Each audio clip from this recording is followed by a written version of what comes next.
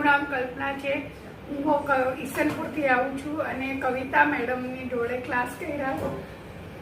Punjabi સબ્જીના class શીખ્યા છે। 11 સબ્જી એમણે શીખવાડી, એમાં એક અત્યારે નવરત્ન કોરમા છે અને એક મિક્સ વેજીટેબલ છે। બધી સબ્જી સરસ છે। પાલક પનીરની ગ્રેવી તો એકદમ ક્રીમ છે અને કવિતા મેડમનું કામ સરસ છે અને બીજા કે મસાલા પણ એમને બધા સરસ શીખવાડ્યા છે અમને। મારું નામ કલ્પના છે। હું ઈસનપુરથી આવું છું અને કવિતા મેડમની જોડે ક્લાસ કર્યા।